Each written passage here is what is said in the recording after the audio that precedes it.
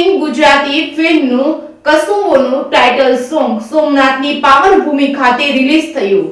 લગભગ 100 થી વધુ કલાકારો અને કસબીઓના કાફલા ધરાવતી અને ગુજરાતી ફિલ્મ ઇન્ડસ્ટ્રીની અત્યાર સુધીની ઐતિહાસિક ગુજરાતી ફિલ્મ કસુંબોમાં ગુજરાતની ધરોહર અને સંસ્કૃતિને બચાવવા અલાઉદ્દીન ખિલજી સામે દાઉદજી બારોટને માંડેલા ઐતિહાસિક યુદ્ધની વાર્તાઓને વર્ણવવામાં આવી હતી. ફિલ્મમાં ધર્મેન્દ્ર ગોહિલ, રોનક કામદાર, શ્રદ્ધા ડાંગર, મોનલ ગજ્જર, રાગી જાની, ફિરોઝ ઈરાની, કલ્પના ગાંગાડે તેમજ દર્શન પંડ્યા તેમજ સહિતના યુવા અને દિગ્ગજ અભિનેતાઓમાં મોટા પડદા પર એક સાથે જોવા મળશે. રિલીઝ થયેલ ટ્રેલરને દર્શકોએ ભરપૂર વખાણ્યું હતું. હવે ફિલ્મનું ટાઇટલ સોંગ રિલીઝ કરવામાં આવ્યું છે. સોમનાથની પાવન ભૂમિમાં મહાદેવની સાક્ષીમાં આ સોંગના રિલીઝ પ્રસંગે રોનક કામદાર, ધર્મેન્દ્ર ગોહિલ, દર્શન પંડ્યા, શ્રદ્ધા ડાંગર, મોનલ ગજ્જર અને ચેતન ધાનાણી વગેરે કલાકારો ઉપસ્થિત રહ્યા હતા. ગુજરાતી ફિલ્મ જગતના ખૂબ જાણીતા અને માનીતા દિગ્દર્શક વિજય ગીરી દિગ્દર્શિત વીર પુરુષોની ગાથા દર્શાવતી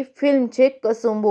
અમદાવાદમાં શૂટિંગ કરાયેલ આ સોંગ શૌર્ય રસ ધરાવે છે. કીર્તિ સાગઠિયાના મધુર અવાજમાં કરાયેલ કસુંબો ટાઇટલ ટ્રેકના વીરતા ભર્યા શબ્દો પાર્થ તારપરા દ્વારા આલેખવામાં આવ્યા છે. સોંગના મ્યુઝિકની કામગીરી જાણીતા મ્યુઝિક ડિરેક્ટર મેહુલ સુરતીએ નિભાવી છે. વિજય ગીરી બાવા દ્વારા દિગ્દર્શિત આ સોંગના કોરિયોગ્રાફી પ્રિન્સ ગુપ્તા દ્વારા કરવામાં આવી છે, જ્યારે ડીઓપીની કામગીરી ગાગે ત્રિવેદી દ્વારા કરવામાં આવી છે. આ ફિલ્મની કાસ્ટ, સેટ અને ફિલ્મ મેકિંગની પ્રક્રિયા ઘણી રસપ્રદ છે અને આકર્ષિત રહી છે. આ ફિલ્મ 16 ફેબ્રુઆરી 2024ના રોજ સિનેમાઘરોમાં રિલીઝ થવા માટે તૈયાર છે. અગાઉ આ ફિલ્મનું કમખારે ખોડલ સહાય સોંગ રિલીઝ કરવામાં આવ્યું છે, જે ગરબાના સ્વરૂપમાં છે, જે દર્શકોને ખૂબ જ પસંદ પડ્યું છે.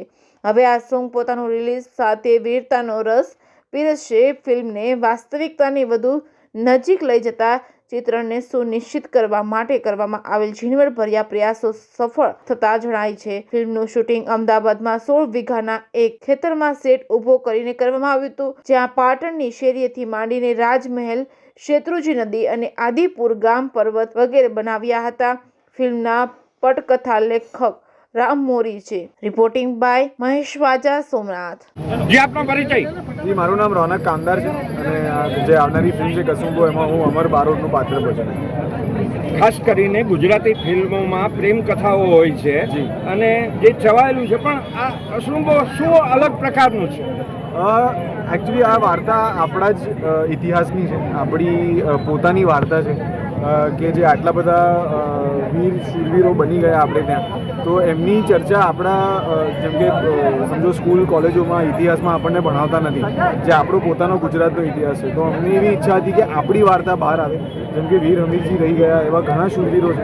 એમ જ દાદુ બારોટ જે હતા પાલીતાણા પંથકમાં જે રહેતા અને જેમણે શેત્રુંજયની રક્ષા કરી અને શેત્રુંજય પરના મંદિરો એમણે પડવા ના દીધા, જે 51 લોકોએ બલિદાન આપ્યા.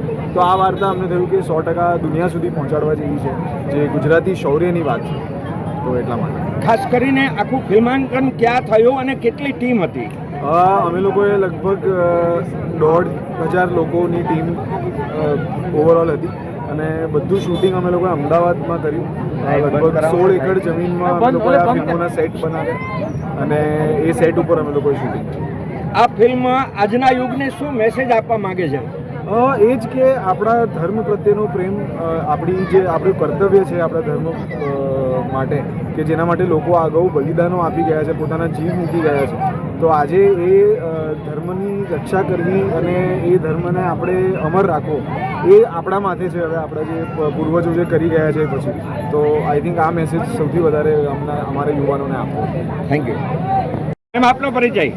નમસ્તે, હું છું શ્રદ્ધા ડાંગર અને હું અને મારી આખી કસુંબોની ટીમ આજે અમે સોમનાથના દર્શને આવ્યા છીએ અને દર્શન કર્યા બાદ સૌ પ્રથમ આ પાવન ધરતી પર અમે અમારું ટાઇટલ સોંગ રિલીઝ કર્યું છે, જે હજુ સુધી બીજે ક્યાંય રિલીઝ નથી થયું અને અમે આજથી અહીંયા પ્રમોશન સ્ટાર્ટ કર્યા છે.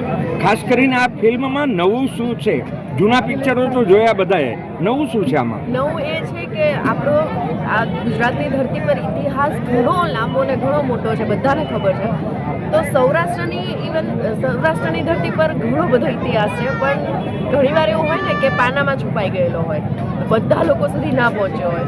તો અમારી ઈચ્છા એ છે કે આપણે ગુજરાતી આ ફિલ્મ દ્વારા આપણે આ ઇતિહાસને લોકો સુધી પહોંચાડીએ અને આપણા બાળકો બી મોટા થઈને આ વસ્તુ યાદ રાખે કે એક ફિલ્મ આવી હતી જેણે આ ઇતિહાસ બતાવ્યો હતો અને ઘર સુધી આ વાત પહોંચી હતી. તો આ એક વસ્તુ એની છે કે જે આપણી ગુજરાતી સિનેમામાં નવી અમે લઈને આવી રહ્યા છીએ. ખાસ કરીને ગુજરાતી ફિલ્મોમાં લવ સ્ટોરી અને વેરભાવ હોય છે, આમાં શું છે?